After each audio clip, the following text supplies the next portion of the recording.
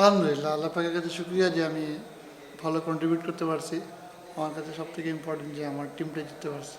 তো আলহামদুলিল্লাহ এতে আমি খুশি। আসলে ওরা স্টার্ট খুব ভালো করেছে। যখন ক্যাপ্টেন আমাকে বলেছিল বোলিং করার জন্য, তখন আমি প্ল্যান করছিলাম যে আমি আমার স্ট্রেংথে থাকবো। তো আমি ভালো জায়গায় বল করার চেষ্টা করেছি, আল্লাহ পাকের রহমতে সাকসেসফুল হয়েছি। আসলে আমি পার্সোনালি ব্রাজিলকে সাপোর্ট করি।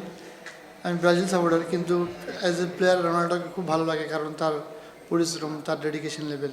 তো চেষ্টা করি ওখান থেকে এগুলো নেওয়া, তখন এখান থেকেই আমার এই সেলিব্রেশনটা আর কি ভালো লাগে। এখন প্রত্যেক মানুষের তো পছন্দ আলাদা থাকতে পারে, তো আমার ক্ষেত্রে সেটাই।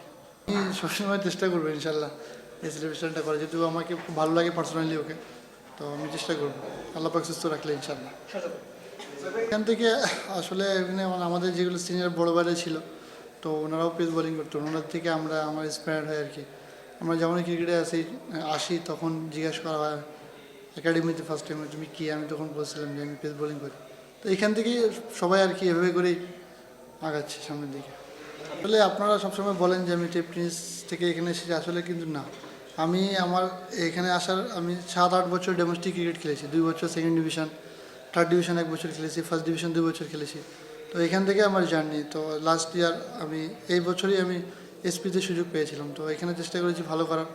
তো আর কি আমি আমার কাজে ফোকাস দিয়েছি, বাকিটা আল্লাহ পাকের রহমতে এত দূর এসেছি।